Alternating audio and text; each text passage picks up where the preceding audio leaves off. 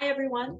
Welcome to our fifth webinar in this webinar and workshop series about better vaccine conversations. At the forum, we've been talking about how in Alaska, whether we're at home, at work, or in virtual meeting spaces like this one, Alaskans are tackling challenging conversations about the COVID-19 vaccine.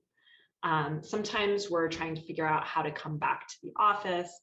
Other times we're navigating childcare or just planning family gatherings, making decisions about where to go to eat.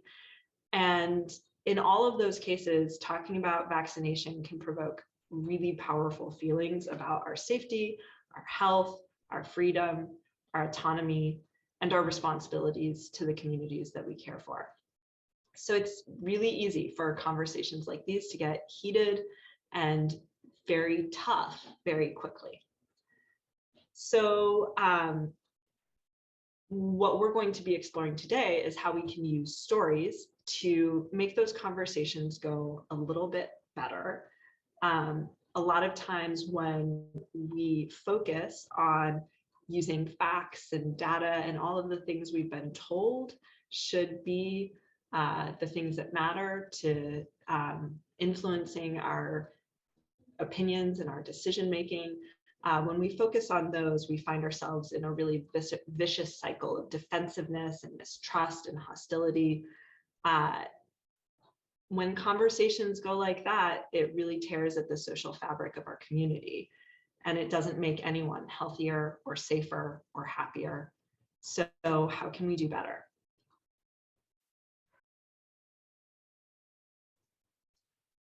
Today, we'll be focusing on using stories to improve vaccine conversations. We'll start by talking about why reasoning and facts are not quite as effective for these conversations as stories. Then we'll talk about practical ways to draw out stories in conversation. And then we'll talk about the dark side of stories so that we can also think about ways that we may need to look beyond stories in order to get to the most productive kind of conversation. We'll wrap up by showing you our upcoming webinars and workshops, and then we'll have a question and answer session. So this series was developed by the Alaska Humanities Forum in partnership with the Alaska Children's Trust, with funding from the United Way and the municipality of Anchorage's health department. A quick caveat, so the opinions, findings, and recommendations that are expressed in this presentation are those of the Alaska Humanities Forum, and they do not necessarily represent the views of the United Way of Anchorage or the municipality of Anchorage's health department. Some of you may already be familiar with the work of the Alaska Humanities Forum. For those of you who aren't, I'm just going to share a short video to help you get a little bit of context for who we are and how we think about the work of strengthening communities, which really is grounded in conversation, storytelling, and internal reflection. So here we are.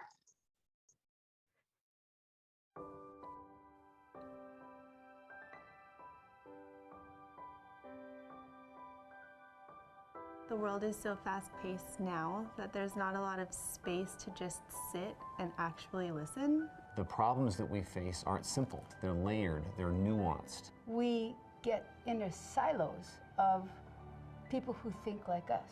And that's what we often ignore. We try to solve problems in a technical way. We try to work around humans and tackle really complex issues. But at the heart of the issue and at the heart of the solution is people. One of the ways that we can build community is through stories. And at the Humanities Forum, what we do with those stories is we use them as our tool. The tool to connect people, a tool to bridge differences. If you really want to strengthen communities, you have to tackle relationships. We play the role of convening, creating that space.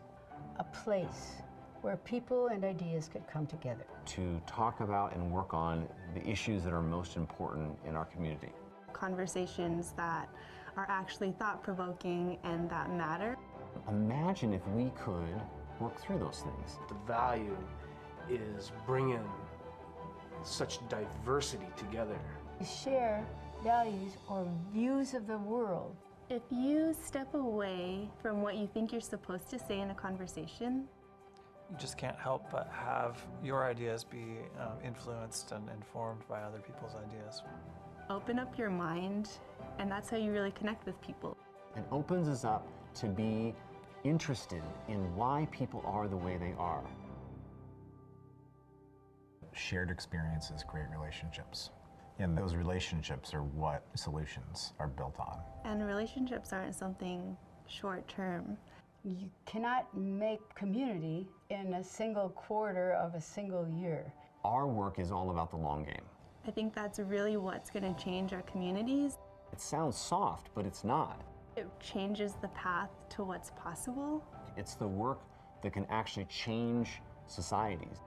You start to think about future generations and what their experience is going to be. We have the opportunity now to change history. We do, and I think we're going to do it. Then let's have a conversation. What do we want to build?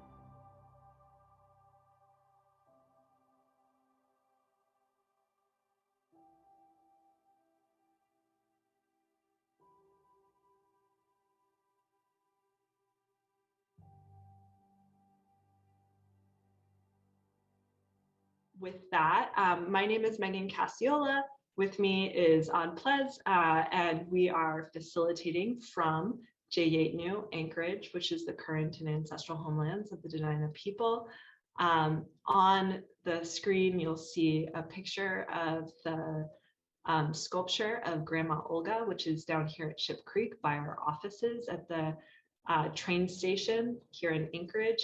And I like to show this because I think that the sculpture by Joel Isaac is a really wonderful reminder of the people who have been stewarding and continue to steward these lands for thousands of years. We have 3 goals for today's webinar. The first is that we want to understand why stories are more powerful than reason when it comes to high conflict conversations like vaccine conversations. And then we'll learn how to draw out experiences so that you can understand somebody's understory or the story that really helped to explain how they got to the positions that they feel strongly about. And then finally, we'll learn why we need to share our stories while also seeing beyond them. And that's where we kind of get into the dark side of stories, or how stories can lead us astray. Stories are very, very powerful, and you want to make sure that that power is for good and not for ill. And that will be the way that we wrap.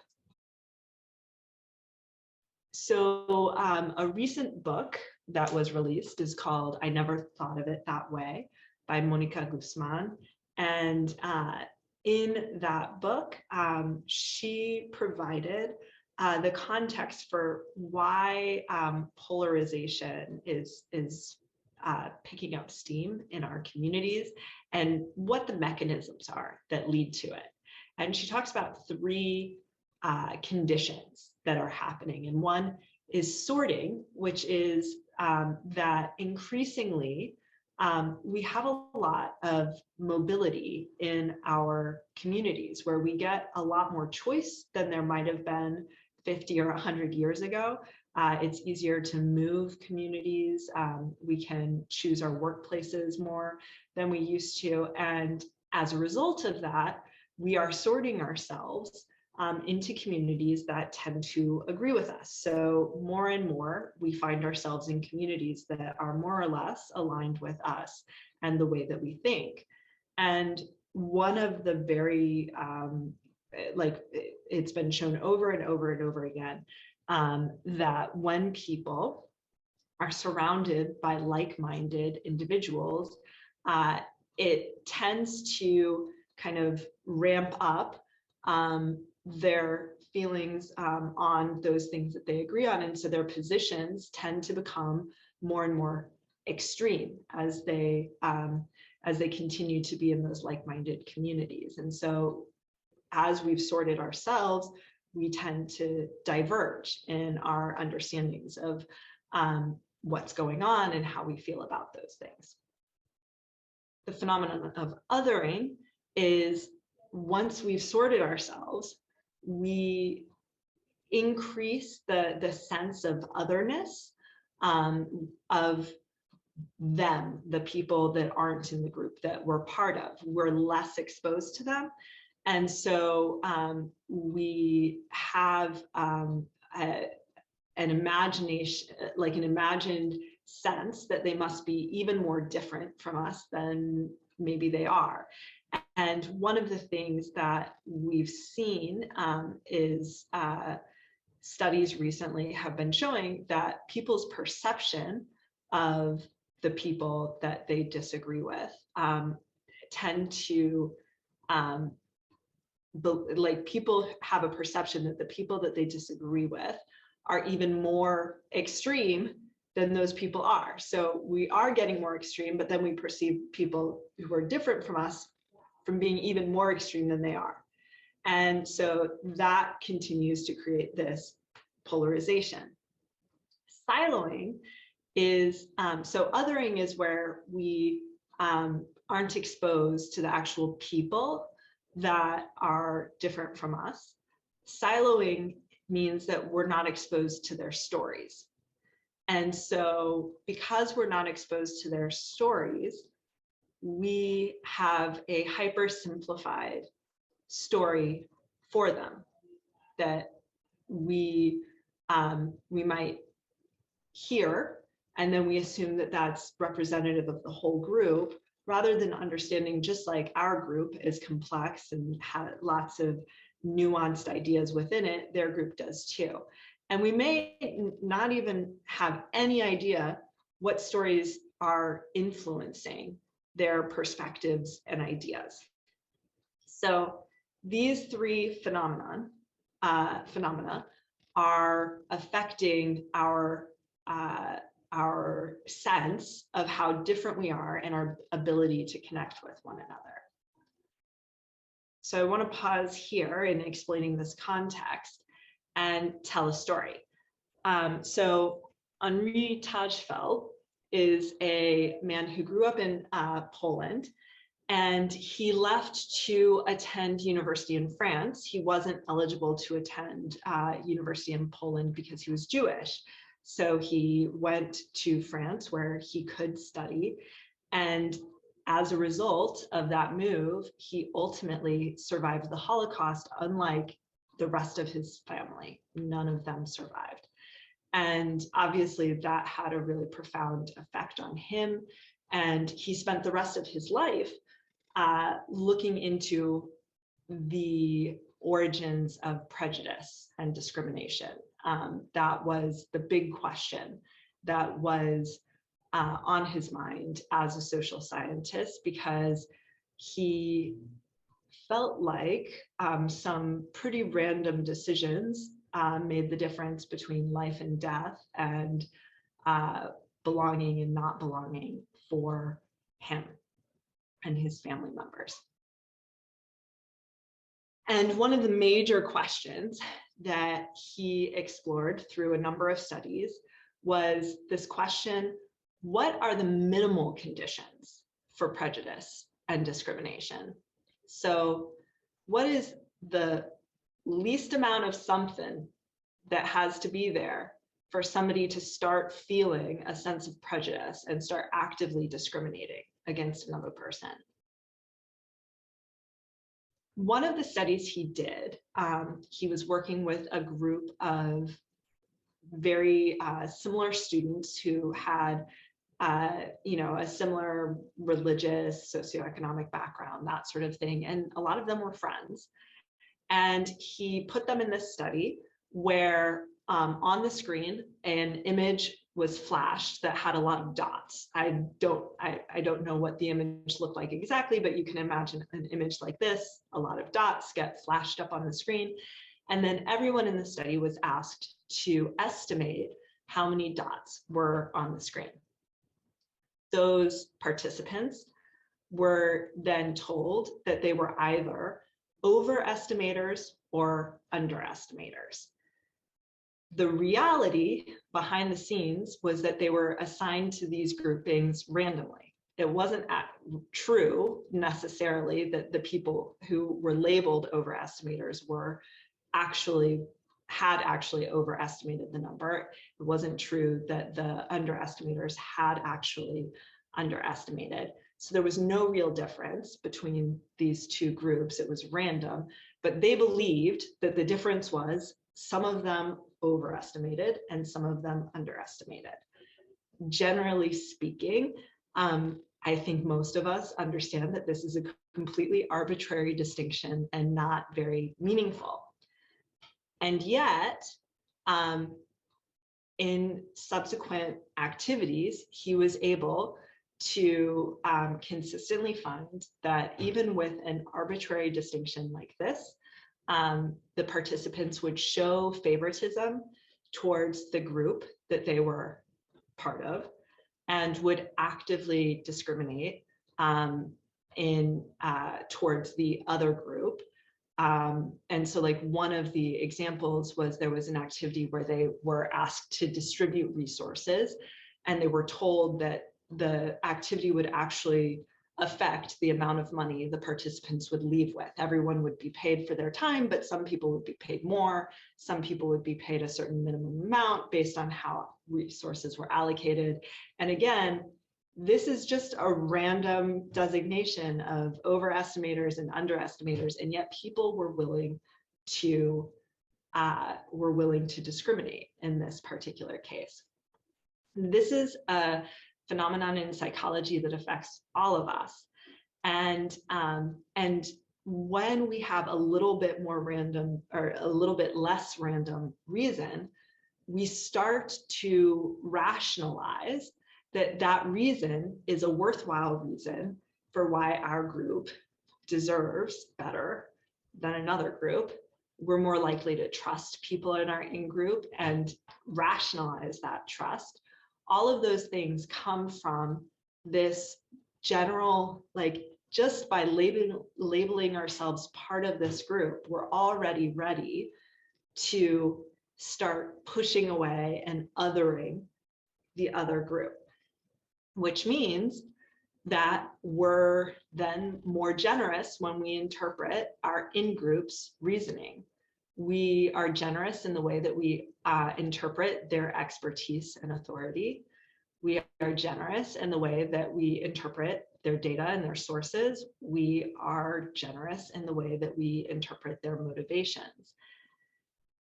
And people who are in our outgroup are more generous in their interpretation of people who are part of their group. And so a lot of times with vaccine conversations, people get really caught up in how people who disagree with them are using or listening to the wrong sources.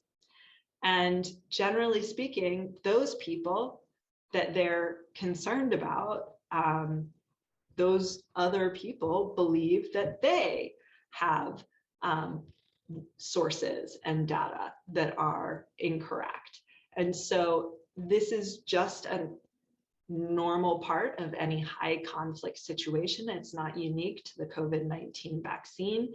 It's not unique to this pandemic. And so what do we do? How do we break through this dynamic where we are just in this destructive cycle of sorting, othering, and siloing?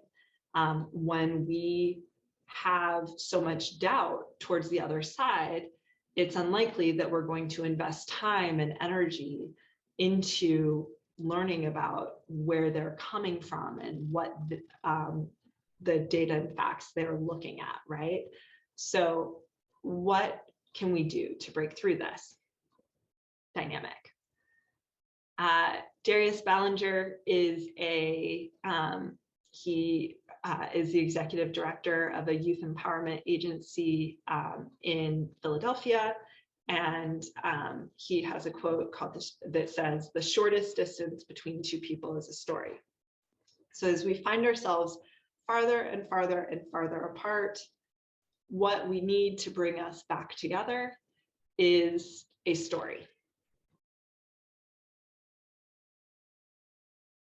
All of us have a story that explains why we believe the things that we believe. And we will often use the phrase, I see where you're coming from, to provide that sense that we really understand another person's perspective and why they believe what they believe. And that phrasing, where you're coming from, gives it helps to elucidate the analogy of this journey that we all are on our life's pathway, the story of our lives. And I love this quote from the book that I mentioned before by Monica Guzman. People are harder to move from our positions on things that matter to us for good reason, because our whole lives have led us here. And that's true for me, and it's true for you. And we all have a map of these experiences that have led us to the positions that we believe. In the case of the vaccine, I have my experiences with vaccines in the past. I have my experiences with the medical establishment. I have my friends' experiences and their stories that are influencing how I feel about the vaccine. And I have all of my experiences with people who disagree with me, and many other things that are influencing my point of view. And so when we say, I see where you're coming from, what we're really saying is, I see this journey, right? I see how it doesn't mean I believe what you believe, that I agree with you. It just means I can see this journey and how it would lead you to where you are right then. One thing to know is that people are particularly compelled by and interested in stories that are about the way that an experience of being hurt or being harmed in some way has influenced the position that you're in. That tends to evoke more empathy from the other person. And I think we can all think about times where we've heard about someone who has a position that we really, really disagree with, but then we hear about a life story that they have where they went through a really, really difficult experience, a lot of pain that led them to where they are. And again, we may not agree with them, but we have a deep sense of empathy for why they would feel the way they do. And that's borne out in the research on how people respond to stories about their positions. So there are 15 studies that have been done just, in the last decade or so that show that we respect moral beliefs more when they are supported by personal experiences and not facts. Now, importantly, regardless of your political position, Democrats, Republicans, independents, we all survey as believing that facts are what matter when it comes to our beliefs, that is what influences us, and that's what should influence other people. In spite of the fact that we all agree that facts are what should matter, the studies show that what actually influences people to respect a moral position is hearing about their experiences. And so we think facts and reasoning should matter, but what actually influences us are these stories of experiences, understanding somebody's life story. And importantly, part of this is because we are less generous when hearing the facts and reasoning and rationale of people who are in our outgroup. people who we've otherized. And so the one thing that we can do in that situation is break down our silos and hear the stories that we haven't been exposed to, the personal experiences that are driving other people's perspectives.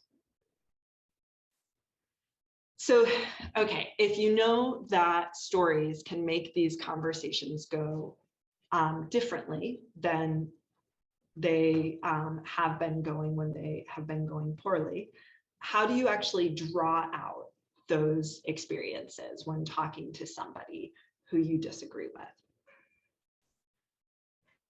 So there are 4 tacks, 4 different directions to come at to try to draw out experiences. A lot of us, all of us, pretty much when we're asked to talk about our beliefs, we tend to default to explaining those beliefs through abstract reasoning, which again, we just went over, that doesn't land well. So, and so if you have asked somebody about their beliefs and they're telling you all of these abstract reasons that are really just riling you up and making you more angry about their perspective, the way that you can shift the conversation towards experiences and storytelling is by asking questions like, when was the last time you felt really disrespected for your perspective on vaccination? Where were you when where were you when you experienced that? Like, how did it feel? You can ask for specific examples. So how has that shown up in your life? Or what's an example of something that somebody has said to you that has really felt like they were dismissing your perspective on this issue? And then asking the person how this affects them personally. A lot of times, people who are deeply, deeply personally affected by an issue will talk about the issue from this abstract place until you ask them to share how something has affected them personally. Maybe they have lost a loved one to COVID-19. Maybe they have a lot of questions. I mean, I have a friend who has had a lot of very difficult health consequences that she has had mixed feedback from doctors about whether it might have been related to a vaccine, which gave her a lot of doubt about vaccines, generally speaking. And when the pandemic started, she had a lot of concerns about the COVID-19 vaccine, and it had a lot to do with this very personal history of health concerns that she had had for years and years and years and years before the pandemic ever started, that I had never really known about until we started talking more deeply about it. And so a lot of times asking, it might seem like somebody is taking this from a perspective of, you know, other people over there. But in fact, if you ask them how it's affected them personally, you do start to get a lot of personal stories. One thing to keep in mind is that conversation stakes vary. And so there are a lot of ways that vaccine conversations come up. And some of them are these like really abstract philosophical questions. And so like, 2 vaccinated people who are arguing about a vaccine mandate, that's all very theoretical and abstract. And the stakes are low because it doesn't really matter what they believe. They're not making a decision. They're just talking about their perspective on this particular theoretical issue.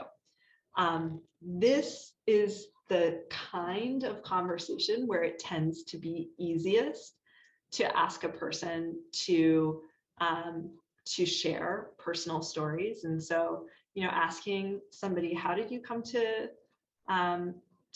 that perspective? Tell me more about how you got there. that's one way of doing it. Another way is to say, so how is this affecting you personally, vaccine mandates?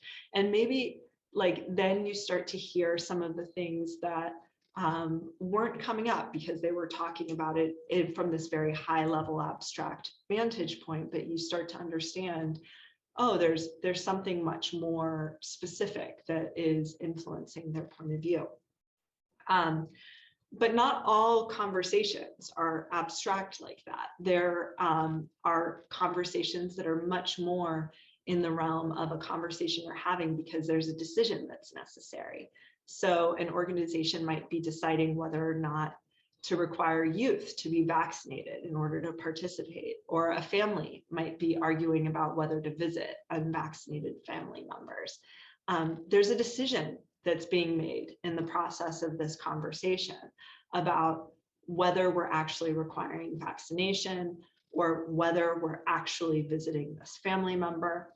And so it can be harder to pull ourselves out of the reasoning and rationalizing and talking about facts and sources and things like that when we're trying to make decisions.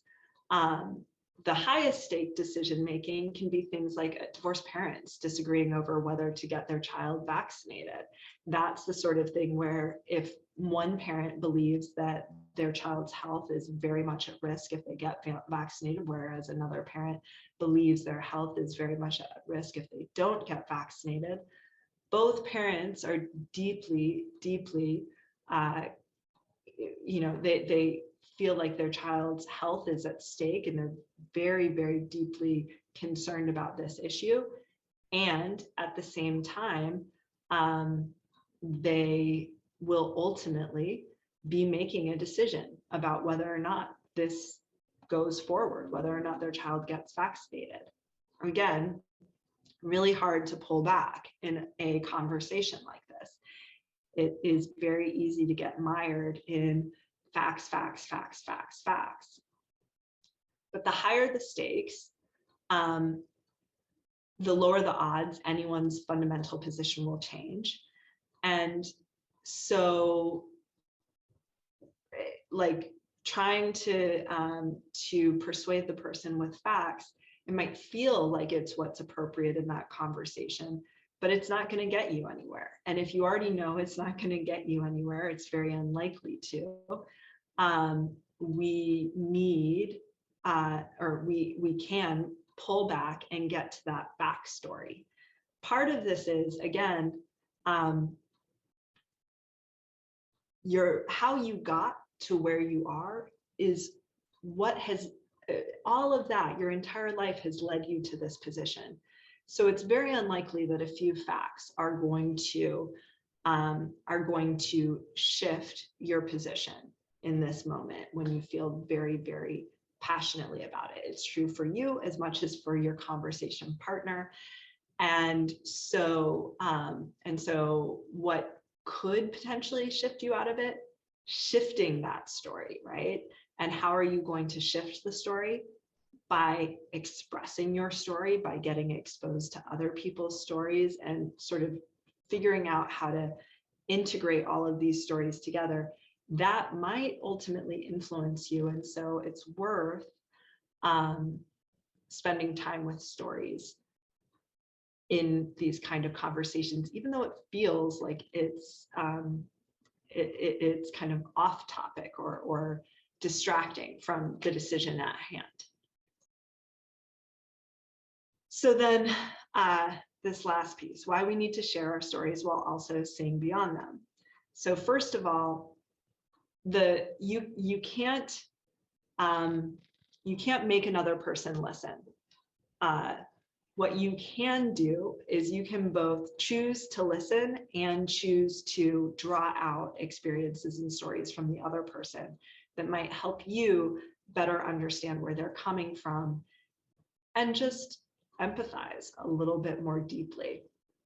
So, so you can't ensure that they're going to listen. But if you discover that they are listening and they are getting curious about your point of view, it is really, really important that you share your story of how you got there, for all the reasons that asking for their story is going to help you to sort of open up your perspective and empathize a little bit more. You sharing your story will help them to do the same thing. The challenge is that our story self can also get in the way, because ideas and perspectives that are outside of that story self, things that feel like they are contrary to the story that you've written for your life, feel like a threat to the very core of who we are, a threat to our deepest held identities and beliefs.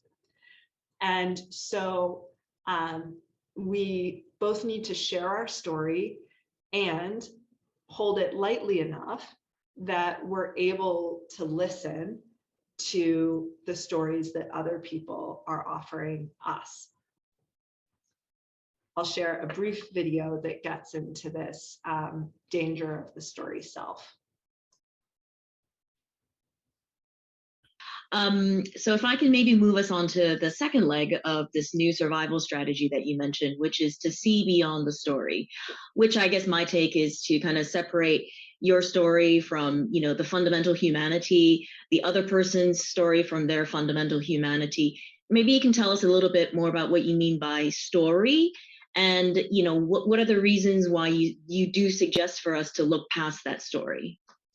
Yeah, this is really a crucial, right, piece of the puzzle. And I think where it starts is, so by story, what I mean is the sum of our life experiences.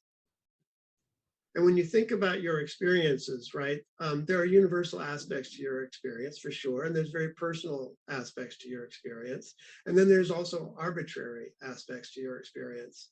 The kind of experiences that you have as a woman is going to be different from the kind of experiences you have as a man. If your race is different, if your religion is different, your ethnicity is different, right? So many variables were predetermined for you on the kinds of experiences you have. Change any one of those variables, you would have different experiences, right? You would have a different story. Now, the reason this is important, and it comes back now to neuroscience again, is that we now know that our experiences actually shape the way our brain is structured. They shape the neural connections in our brain. And that in turn shapes how we see and understand the world. So our understanding of the world is the result of a set of experiences that are very subjective. And we think it's truth, right? And it's not that it's not true, it's certainly true for you, right? But it doesn't mean, what it does mean is though you have a very narrow view of the world, because that's such a unique set of experiences that created you, and you're looking through that lens. Now, the thing that I do in my workshop is I have people draw their life story, and I have them do it on a piece of transparency paper if we're in person. So they draw their life story on this transparency paper, and then I have them hold it up and look through it just to get that sense, right? Because you can hardly see anything. You've written so much stuff on this paper, it's just totally blurry. And then you turn and you look at somebody else who's looking through their transparency paper, and it's twice as blurry. So just to know we are looking at the world through our own perspective. And what tends to be outside our story are the things that trigger us, that trigger our fears, trigger our survival drive, trigger our rejection, trigger our judgment, trigger our condemnation, because they're things that for some reason we've decided can't be part of our story. And so if we are going to be able to work together, right, then we need to be able to take in the larger story. And every person that we are able to relate to who's different from us helps us expand our story. And if I were to use this just one more time, right, if it's right up against my face, I'm totally trapped in my perspective, right? But if I can push this away from me, and now I can see above it, Now I can see below it, I can see around it. I'm taking in so much more information now about the situation. And with more information, I can be more creative. Mm. As long as I'm insisting on things be my way, I am trapped in my story. And so anytime I'm reactive, anytime I'm defensive, that means I am trapped in my story. I am insisting on things go the way I want them to go. Mm-hmm. That is a losing proposition, ultimately. Yeah. Okay, so I think that this is a really nice description of both how our story can warp the way that we understand other people's stories. It can sort of make it difficult for us to see someone else's story clearly because we're seeing it through our own story's lens. And it's important to just be aware of that dynamic as you are eliciting stories. The other thing that he brings up is this idea that things that are outside of our stories entirely can trigger us. They can trigger our sense of threat and fear. And I mean, one of the things, this is, as I mentioned at the very beginning of this, the 5th in this webinar series. And so there's a lot of material I'm sort of building upon with this, but one of the things that was discussed during the webinar about the destructive cycle of conflict is that the reality is that this, conversations about the COVID-19 vaccine are very high stakes. They're about our health, they're about our livelihoods, and sometimes they are a matter of life or death. And so I don't mean to diminish the fact that there are very, very, very, very high stakes decisions going on with regards to this. And you may feel with a lot of reason to do so that somebody else's perspective is a threat to your health, to your autonomy, to all sorts of things that are really important to your sense of being able to thrive in the world and possibly, again, your life. And when that's the case, it can be hard to prioritize listening to a story that feels like a threat, right? That is a threat, legitimately. There's another webinar that's about boundary setting. And one of the things is that we can't make the decision for you about which conversations are worth having and which ones aren't. In some cases, you may decide that what's really, really important is to be very clear about your needs and your perspective, and that this isn't about that you aren't interested in understanding the other person. But the webinar that's about shifting goals for vaccine conversations makes the case that if your goal is persuading the other person, the most important thing that you can do is prioritize the relationship. And one of the things that you can do to prioritize the relationship is to understand where the person is coming from and to elicit that story, to find ways of empathizing with them. You retain your influence when you retain and prioritize the relationship. And you aren't going to be able to persuade someone if you don't have that influence. So all of this is to say, to get to the point of, okay, so my story is my story self, the story I have about myself leads me to feel threatened by these other things. How, if I want to stay in a productive, constructive conversation space and try to find empathy, how do I help myself get through these moments where I might feel threatened by another person's story or perspective? So there's a theory in psychology called the dance floor and the balcony, or a concept, the dance floor and the balcony. And in the dance floor, When you're in it, that's like when you are in your story. And you need to be in your story in order to be a person who can tell your story fully so that somebody else is going to hear it and understand it and so forth. You need to have a connection to that story. Going to the balcony gives you some distance from what's happening on the dance floor. And you can sort of be in this observer space, you see what's happening, you don't feel emotionally connected to it. And that allows you to pull back from the sense of threat, the sense of danger, or the trigger that might come with something that is threatening to your story or challenges your story. So you go to this observer perspective on the balcony. But when you're on the balcony, you are so distant that you lose that connection, right? And so the whole point of sharing stories is to develop a deeper connection, to create that shortened distance between two people through story, right? And so you're having to alternate back and forth. You don't stay on the balcony forever. That's where you go in order to kind of step back and get the distance that you need to not be threatened by the other person's perspective.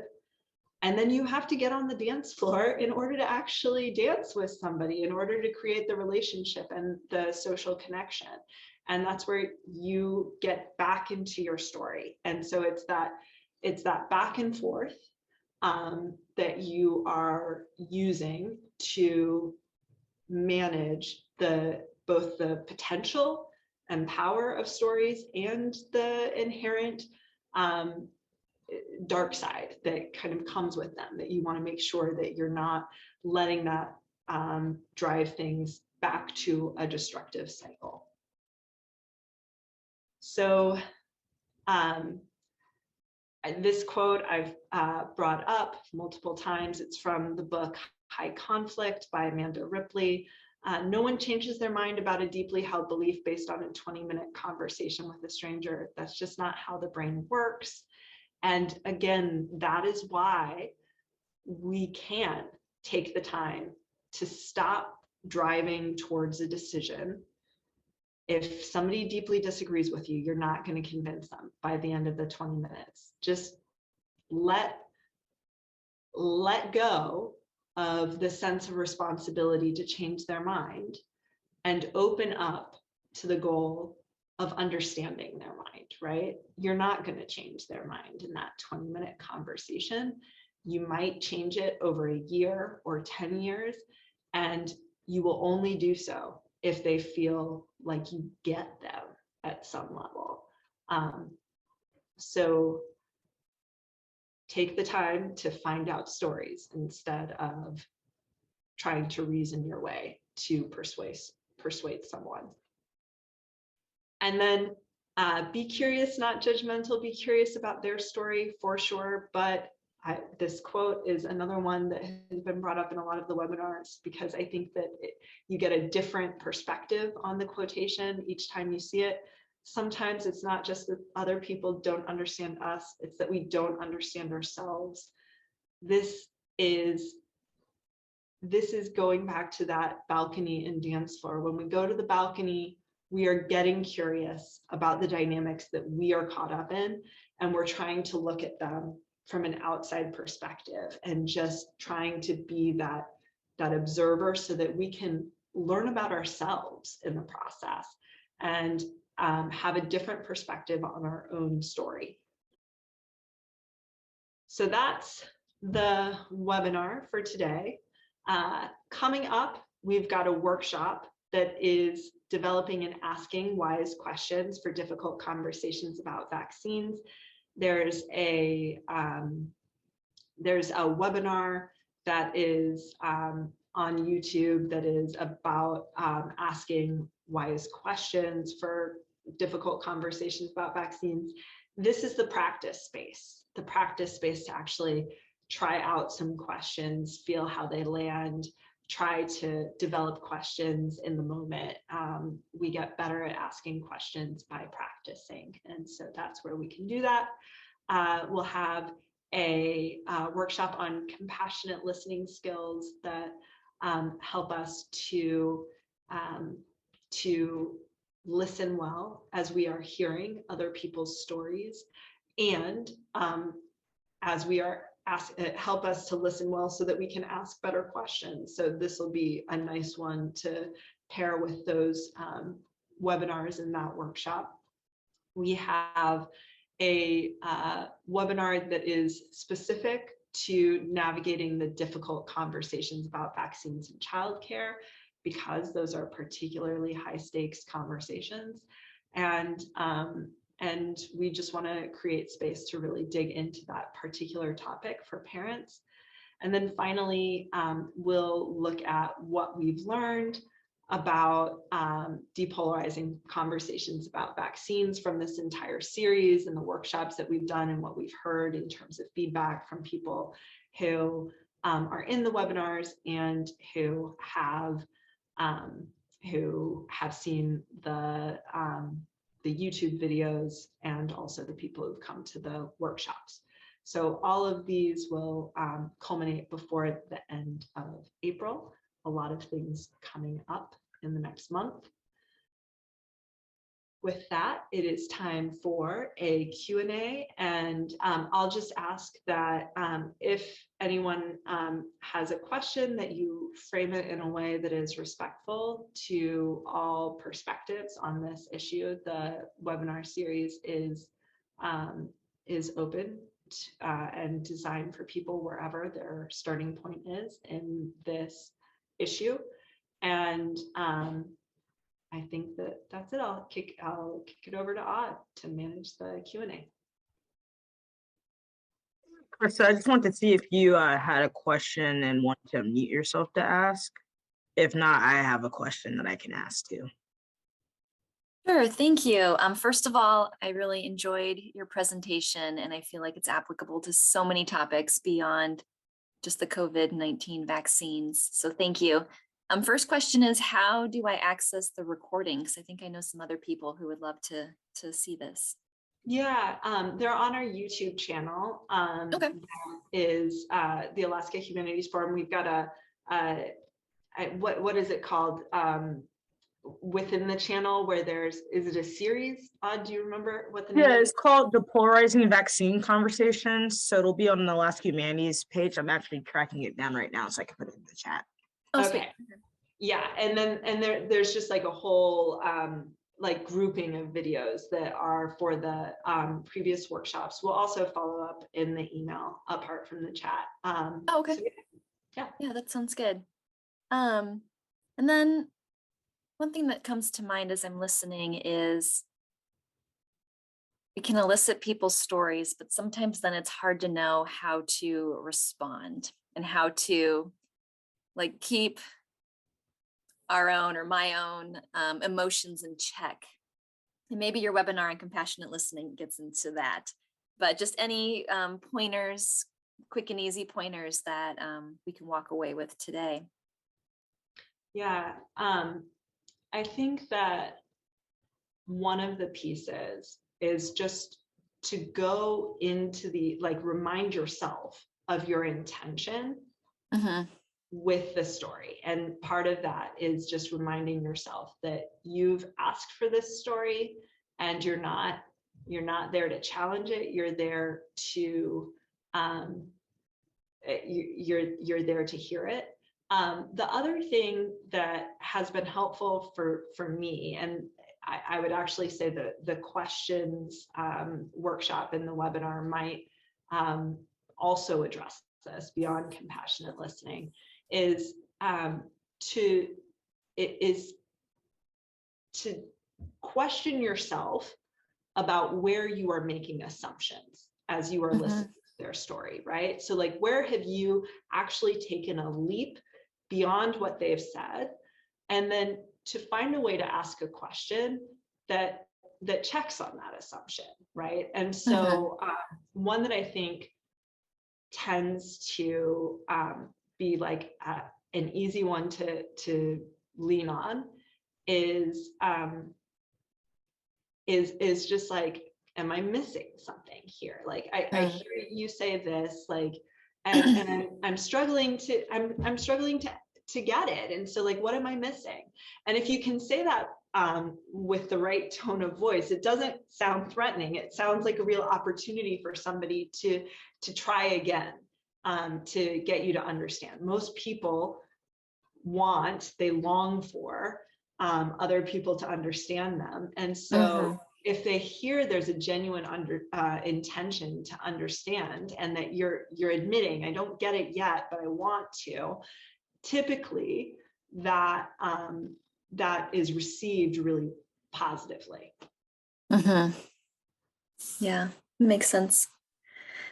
Yeah, and then conversations with people who have different viewpoints can be tricky, but then I also find that people who have similar viewpoints to my own, but that maybe are a little more, I don't know if entrenched is the right word, but kind of stuck in their viewpoint and really kind of blasting those who don't think like them in a negative way. Sometimes those are tricky conversations too, because maybe I'm not quite at that point and feel that the other side has some valid concerns as well. So that's just more of a comment, I guess, than a question. But totally, and I think that is a really, really important comment, because I think that oftentimes people want to jump right into the practice space of having difficult conversations about high conflict issues with people they deeply disagree with. And often a starting point is actually having difficult conversations about the nuanced parts where you disagree, when you're having conversations with people you 90 to 99% agree with, right? Like that space of just allowing yourself to admit, oh, on this point, I'm not sure I'm with you on that. And like, put that into the space and admit it.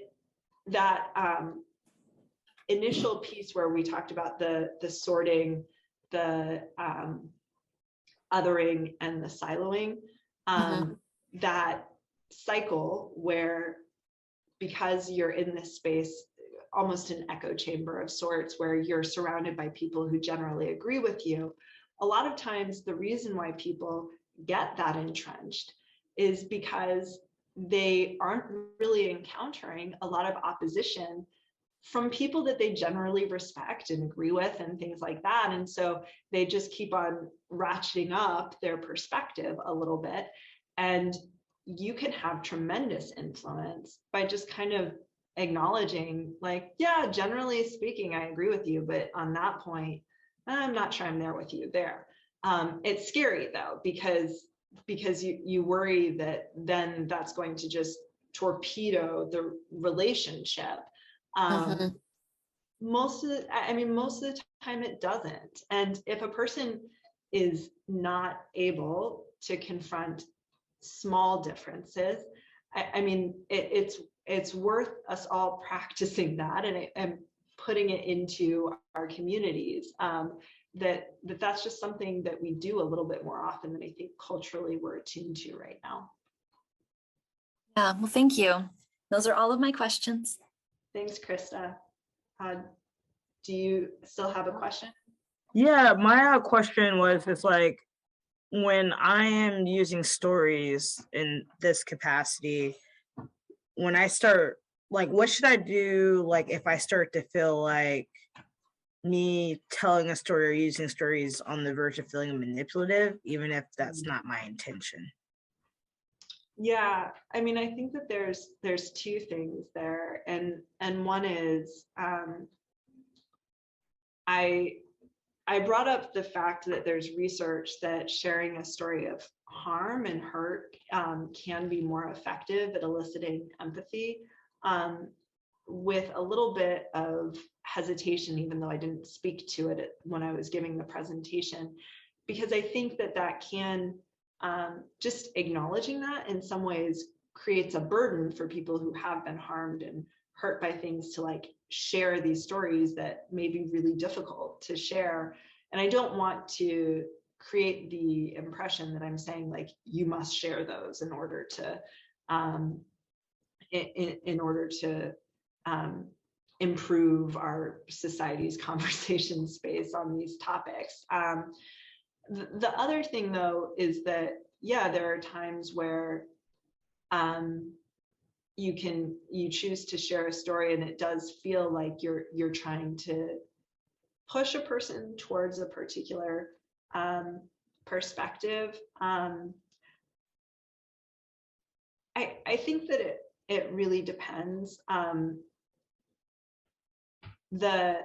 In the boundaries workshop, and the webinar as well, we talked about the difference between holding a boundary and manipulating somebody, and that oftentimes those two things can look exactly the same, and the difference comes from what's inside internally, in terms of your intention. And so when you tell somebody that you aren't going to attend an event because you don't feel comfortable going to an event where everybody isn't vaccinated, that can be a boundary if you really aren't comfortable with it, truly.